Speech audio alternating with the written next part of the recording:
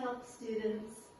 I just wanted to show you an optional unit here. It wouldn't have been optional if we were in school, but just to talk a little bit about polar coordinates. So chapter 9 was about polar coordinates and vectors. We're doing the vectors unit now in Georgia Virtual Learning, but there's a polar unit that is just something that I think it would be good if you were familiar with. And it's kind of fun because you are able to make, kind of these different shapes, they're called roses and such. So I've posted the handouts with nothing written in them, so you could kind of do this along with me. Then I'm going to post it completely filled out. So just again, a little recap. We all know that when we're talking about rectangular coordinates, we're thinking about the Cartesian coordinates, the ordered pairs, the x and the y. So I could name a point 1√3. I could get to the same point by saying a radius and a theta. So I picked the tall 30, 60, 90 with a radius or a hypotenuse of 2, because it would just be an easy one to show. That I could also say, if I went out a distance of 2 with the theta, the angle being 60 degrees, or I could call it pi over 3, I would get to the exact same place. And so given that, you can plot points using the r and the theta. And it does seem backwards, because if I was telling you to go someplace, I'd first say the direction, then how far, but it goes r theta. So here, if I look on my circle, starting here at 0, going around counterclockwise, and I said the distance I wanted you to go was 3 at the angle pi over 3, first find the angle and then count out 1, 2, 3. So there's more than one way to name these, so to get to the same point. So if I said 5 pi over 6, you know that if this is 0, right, that this would be pi over 6. And I count out 5. 1, 2, 3, 4, 5. It says name 3 other ways to get to that same point. So it should make sense that if I could go pi over 6, or I could have gone negative 11 pi over 6 to get to the same point. We also have the ability to have negative r values. So if you thought about, this entire line, and I said, well, what if I went around to 7 pi over 6, and then went back. This would be the positive direction, this would be the negative direction from the center.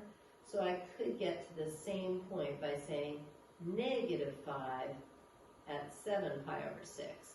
And this 7 pi over 6, I could also call negative 5 pi over 6. So you could get to the same point by saying, I'll go to the angle negative 5 pi over 6, and then go in the negative 5 direction. We can also convert polar coordinates to rectangular and vice versa. And it's easier because you know so much about trig that a lot of these, if you know the triangle, you wouldn't need to use a calculator, but you could. So if I said there's a point, the polar point is at 10, 4 pi over 3. Okay, 4 pi over 3 is going to be down in the third quadrant. And if I went out 10, you know that's the same place because of what you know about 30, 60, 90 triangles, that I could go out 5, so negative 5 in the x direction and negative 5√3 in the y direction.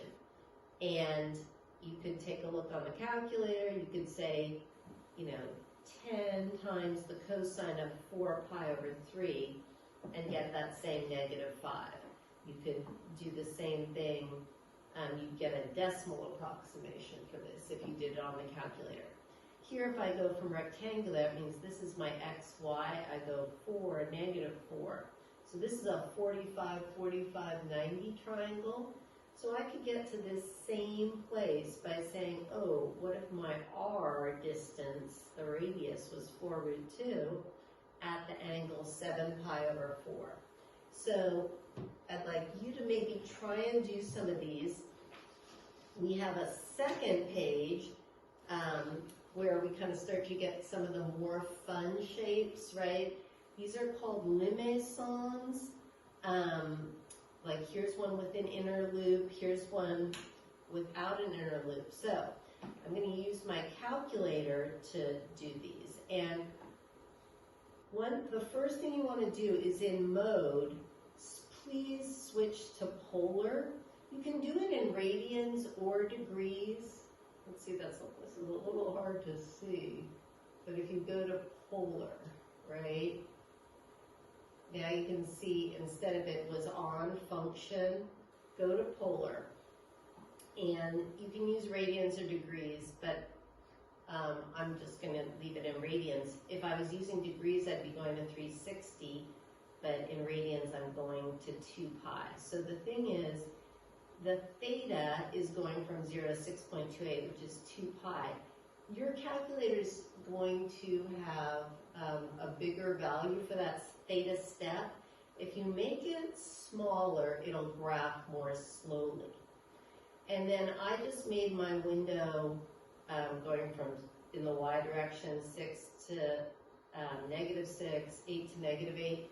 The thing is, because the screen is rectangular, circles won't come out looking like circles unless you have this distance longer than the horizontal has to be longer than the vertical. So now when I go ahead and put functions in, it's going to be written in terms of r and theta.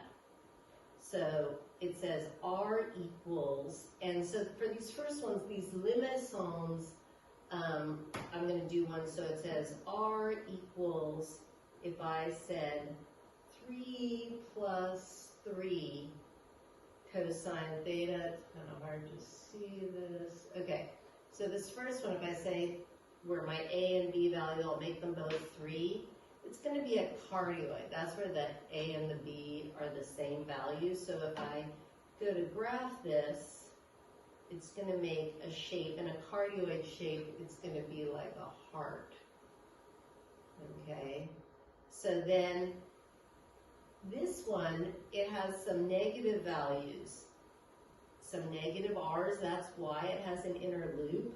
And the way I get that is, what if I went and I changed this to be 3 plus 5 times the cosine of theta? So cosine of theta, the biggest it ever is 1, right? The smallest is negative 1. So when I looked at this expression, well, 3 plus 5 would be an 8, but 3 plus negative 5 would be negative 2.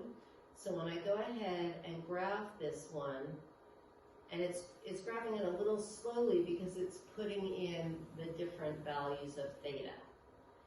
If I picked something where there would be no negative values, like if I said, switched it around, if I had it be 5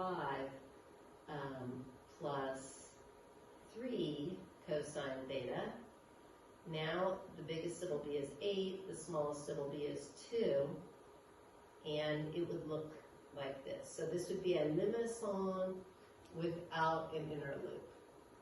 So those are these 3, and I'm going to fill this out some more. There's roses that you can make where you're going to, just doing kind of a quick example of that would be if I was to graph, let's see, something like r equals 4 times the cosine of 4 theta. So then this way the longest it'll ever be is 4 out from the center, because those are petals going in the positive 4 and negative 4 direction. And you can kind of play around with this. Also on Desmos is kind of fun. And then the last section here is different way you can show circles, right? So the thing is, this would be a circle coming out in the cosine theta direction, the sine theta direction. And this last one here, where you just name your radius, and you say, oh, for any angle, the radius is going to be a particular value. So what that would look like is, if I went down here and just said, oh, my radius is 3, the last one there, it's just going to make a circle out from the center where the radius is 3. If I went ahead and said, okay, how about I'm going to have a circle with the maximum. So if you just look at this, the biggest it'll ever be is 6 times 1. The smallest it'll be is -6. But what ends up happening is that when you graph this, it like, when I'm at the, oh, you can't see that.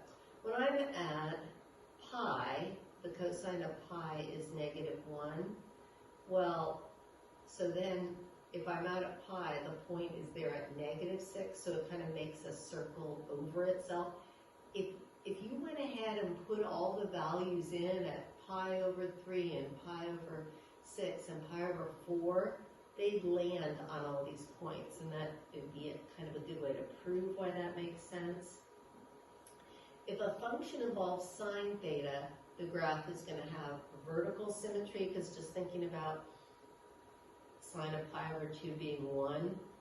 If a function involves cosine theta, the graph has horizontal symmetry, because the cosine of 0 is 1. And so just kind of the difference, this was the one where it was the horizontal symmetry because it was 6 times the cosine of theta. So if I just changed that and said, well, what if instead we said 6 sine theta and graph that? The difference would be, it'd be the same circle, but now the high point would be there at pi over 2. Sorry about that this was a little hard to see. I'm going to also show it on Desmos, and I'm going to fill out the rest of these sheets, and definitely ask us if you have any questions or are interested in